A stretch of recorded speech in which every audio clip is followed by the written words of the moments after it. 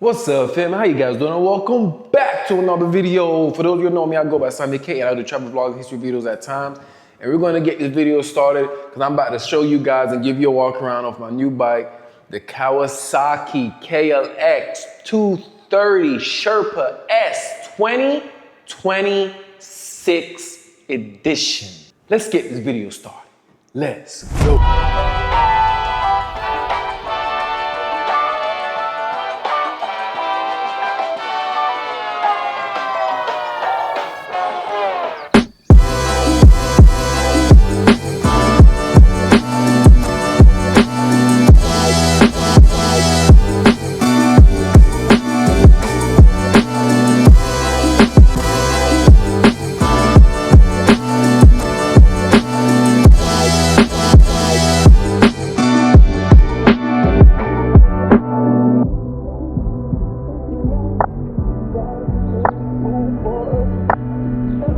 So I bought this bike back in January, the beginning of the year, here in 2026. But I never did a video on this bike. And I might do another video more so talking about why I didn't do a video on this bike and everything, but I'm now decided to do a video on this bike. Pretty sure there's been other people that have already posted videos on this bike, and I had this since the beginning of the year. So I'm gonna go ahead and do a video on this bike. I'm gonna give you guys a walk around. I'm gonna give you guys an explanation of the bike, a tour around the bike, and you can see if this is something that is good for you or something that you will also like to purchase and buy. It's a beginner-friendly bike, you know what I mean? It ain't like a 600cc, it's only a 230. So yeah, let's learn a bit more about the bike and I'm gonna show you around the bike. Let's go. Okay folks, picture this. You want one bike that doesn't care if you're blasting down the highway or cutting through dirt roads or just heading to work. And you don't want the headache.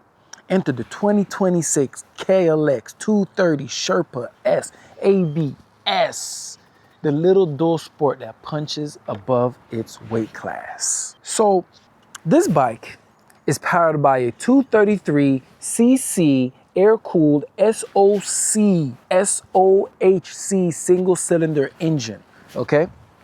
So what we got here? It's simple, it's reliable, all right? And it's easy on maintenance. Of course it's easy on maintenance. It's a Kawasaki. Kawasaki, Hondas, Yamahas. You already know those bikes are easy on maintenance. You can do what you want with them, right? So the thing is, this bike is fuel injected, okay? With a 32mm throttle body for smooth and predictable throttle responses. It has a 6-speed gearbox that lets you cruise highways but still torque around trails, all right? So let's go ahead and move over now to the front tire and the back tire, and I'm gonna give you a little breakdown on that. So as you can see here now, we're on the front tire, right? On the front, it's a 21-inch tubed tire, okay? And on the back, let me go show you the back. All right. So here on the back, we have, man, am I in the picture? So on the back now, okay, we have an 18-inch rear tubeless tire, okay?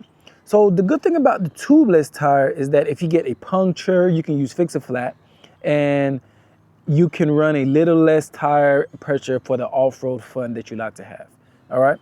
So we have a tubed in the front, a tubeless in the back, a 21-inch in the front, 18-inch in the back, tubeless, okay? It also has an ABS system, and right here you can see that ABS system right here on the back, okay? So with the ABS system, you could turn that on or you could turn that off. And then also right here on the spokes, if you take a real good look at the spokes, unlike the front tire, is wrapped around the rim part, so that way it'd be easy on maintenance and everything. Whereas over here, you see the spokes go into the rim, okay? So just to give you an idea for those folks out there who like to work on bikes. But for easy maintenance and everything, of course, you know, the back tire, because on the back tire, that's where we tend to get a majority of the punctures. It's weird, punctures enter on the back tire, but that's what we got. Boom. Okay, so it's not about that it's not about high-end power, okay? It's about reliability, all right? It's about reliability, and it's about having fun in every gear that you're in, okay?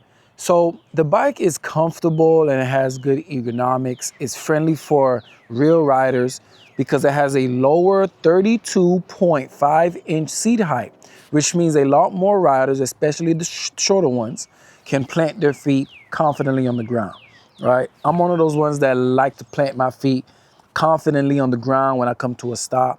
So with the 32.5-inch seat height, if you're about 5'9", 5'10", even 5'8", 5'6", right, you can go ahead and plant that feet real very confidently. Is that a phrase? Real very confidently? Anyway, you can plant your feet real very confidently on the ground. Okay? So the thing is, it has a balanced chassis, okay? It has a lightweight feel, and it makes this bike feel smaller than what it really is, okay? It's perfect for new riders or seasoned vets who want a nimble trail rig, all right? So I got my hands right here, okay? So we have the hand guards, all right? We have the skid plates right here at the bottom of the bike. You know what I mean? We have the aluminum handlebars, as you can see right here, you know. And of course, these hand guards right here is good. Like if you're going through the trails, you don't have to worry about no trees hitting against your arm. You don't have to worry about a stick hitting your brake. You know what I mean? And also in cold weather, it helps with that wind chill. This is my daily rider. I ride this every day. I don't have a car. So this right here, I can say helps a lot against the wind chill, okay? So there's a lot more accessories. As you can see, I have a rear rack, which does not come with this version of the bike. It comes with the other version of the bike. But I bought my rack off of Amazon. I will talk more about some of the modifications I made on the bike in another video. But yeah, those are just a few accessories to name that it comes with. The freaking hand guards, the skid plate at the bottom, the aluminum handlebars. And it's basically, you can call it trail friendly armor, okay? Because the bike is made for on-road and off-road action, all right? So you ever watch someone try to like tiptoe a tall bike at a stop? You know what I'm saying? But not here. With this bike, you can come to a stop, and confidence comes standard, all right?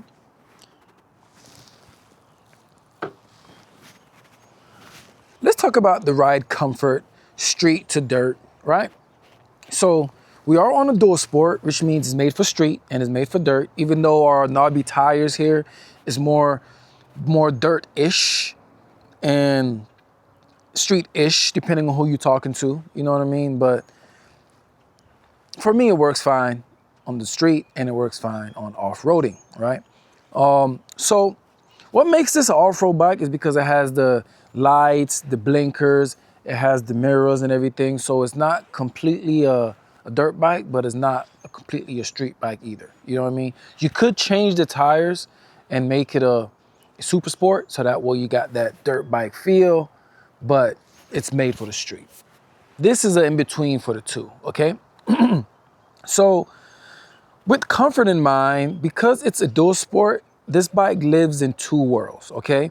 It lives in the world on the pavement and on the beaten path, okay? So for the pavement, this bike has, I would say, smooth acceleration. It has friendly gearing and a relaxed seat. That means you can commute comfortably without feeling like you're on a motocross rig. So the suspension isn't harsh.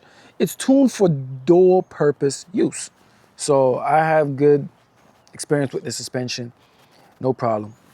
So in terms of the off-road part, right, with the 21-inch front tire and the 18-inch rear tire, okay, it's an aggressive dual sport rubber, all right, and a Unitrack rear suspension. This bike gobbles up rocky terrain and gravel with confidence. It's that sweet daily driver meets weekend warrior balance. You know what I mean? So, yeah. Whoopee! I should turn it on, man. I don't know if you guys can hear what it sounds like, because I got I got the microphone on me, so you might not hear what it sound like. Let me see if you can hear what it sound like. Oh, wait. You can hear that? No? I don't know if you hear that. While we're on the topic, I'll show you the lights. So I have the lights on at the moment, okay? You probably can't see it because it's daylight. I'll keep moving it so you can kind of get a... So right now it's on the low beam, and if I turn it on high beam, that's what you get right there, right? So low beam, okay?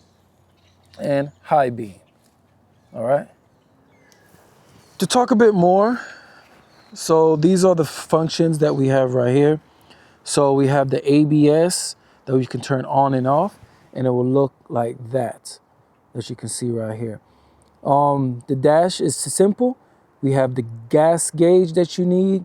It has the clock to tell the time. It has the odometer, the miles per hour, and then all the other stuff that you can see right there. If I turn it on, see how everything comes. Check engine, okay? Your left blinker, your right blinker, high beams, low beams, you cancel, all right? Again, boom, you got your horn, as you can hear that. And then this is the ABS, you turn it on and off. And then this is the engine, and this is how you start the bike, all right? Boom. So I was just showing you that, okay? The tech and the futures is smart where smart matters, okay? So I just showed you in the overlay here, or on the clip before this one, we got the ABS with selectable on and off switch. You can turn the ABS off when you want more wheel control for off-roading, or you can turn it on when you're on the road and you want the anti-lock braking system, okay? It has smartphone connectivity via the Rideology app. So on the app, you can connect your smartphone and all of that, and it keeps track of your ride stats and the diagnostics of the bike. So it lets you know if you need an oil change and everything. I have not used the app, but you know, it's a good concept. It's all digital dash. It's simple, it's clear, it's modern. And the good thing about the dash is that it's not overloaded with gizmos, okay? So it's just useful tech that you need, you know what I mean? Your gas gauge, your speedometer, know how fast you're going. That's pretty much all you need, the odometer, you know. It does not tell you the gears, so you have to know what gear you're in. It will tell you that you're in neutral, but outside of that, you gotta know if you're in first gear or you gotta know if you're in sixth gear, okay? It's on you to know. You will know by the feel of the bike and how everything moves, right? I ain't saying nothing about the speed, but it goes up to 80 miles an hour. I think it's 70 something it says advertised, but I've got this bike up to 80 miles plus easy, right? So I can handle the highways enough to get on the highway, do what I need to do, overpass to somebody I need to overpass and get back off. So yeah, no issues. Comment down below. Where the comments at now? Come on, comment down below. Hopefully this is useful for you guys. So why this bike and who should buy it, okay? I would say new riders, because the easy seat height, the smooth power delivery, and the friendly ergonomics make it perfect to learn and grow with. Also, I would say for dual sport adventurers, right? So a bike that's trail capable, but still street legal, okay? No swapping bikes for different trips. I'll also say it's good for commuters, all right? Commuters who want fun, because let's be honest, comfort and capability can coexist, okay? So that's me. I'm the commuter, but I also want some fun. The commuter. I'm the commuter who wants fun, okay? So I commute the bike back and forth to work because this is my primary choice of transportation, but at the same time, I have fun every time I want to do it. You know what I mean? Also, it's good for the maintenance minimalist, okay? Because it's straightforward, air-cooled engine means fewer parts to worry about. This is not a high-powered race bike. It's a fun, practical, capable all-arounder that you won't dread owning, okay? It rewards exploration, and not just top speed. You know what I mean? So I'll say that's who the bike is for. And let me give you a closer look at the engine here. All right, so it is an air-cooled engine. You know what I mean? It is fuel injected, so you don't have to worry about no carburetor switch. The skid plate I told you about right here earlier. So that's a skid plate, you know, so it kind of protects any debris or whatever. Anything here though, yeah, that's on you. But it protects the debris and stuff like that. So that's the engine we got right here. I'm gonna show it to you from this side. You know what I mean? Real easy to work on. That's the horn, the gears. You know, for those who like to mod, you can put little things there. So real easy to work on. No, this is the oil right here, you know, so you can check your oil and all of that stuff. The real world feel and personality of the bike. I will say the people who own the KLX series of bikes often say the same thing. It's small, light, and fun to ride fast, slow, and slow, fast. I agree with that statement because I can throttle this. I don't have to worry about flying off the bike. But at the same time, I can have fun in all gears. Right? So that's a charm. The thing about this bike is that it's not trying to be the fastest or the flashiest bike on the road, okay? It's just trying to be the most enjoyable for most riders, you know? So just to summarize a few things what I was saying in the video. So it's accessible and friendly for rider comfort because of its low seat height and its nimble ergonomics, all right? It has a reliable, smooth engine, okay? It's great for what am I saying here? It has a reliable, smooth engine. It's great for beginners and seasoned riders alike. It has the dual purpose capability for trail confidence with street manners, and is useful tech without clutter. ABS can be turned on and off, and it has smartphone connectivity. So I will say, if you want a bike that's easy to live with, actually enjoyable to ride every day, and it doesn't cost an arm and a leg to fix or to maintain, this is the ticket, okay? The 2026 Kawasaki KLX 230 Sherpa S ABS edition is the kind of bike that makes you want to go for a ride, whether it's 5 miles or 500 miles. So that's all I got to say. But yeah, go ahead and leave your comments down below and let me know what you think about this bike. If you have this bike already and everything, would you recommend this bike, and what are some competitors to this bike? Okay, I will do other videos about my riding experience. I'm coming up on 1,000 miles on this bike. Like I said, it's my daily commuter. So I will do a video about that. And anything else you would like to know, I'm not the most knowledgeable, but based on my experience, anything else you would like to know, please comment it down below and I will respond back to you, or I will try to make a video on that. I appreciate you. You feel me? So you guys, so that's all I have for this video. I'd like to thank you guys for tuning in like always. You know what I mean? I got this bike on, only had 1 mile on it, and now I got a couple 100 miles on it, you know? So I will bring out more videos talking about my experiences, my feels about this bike, the Kawasaki KLX 230 2026 Sherpa S. And so yeah, so this is just like an introductory video to the bike. So that way, for those who's thinking about buying the bike, they can kind of understand a few of the specs. And then I will also do other videos explaining how I feel on the bike, because this is my daily rider. This is the only vehicle I have here. So I ride it every day. So I'll catch you guys. Remember to like, comment, share, and subscribe.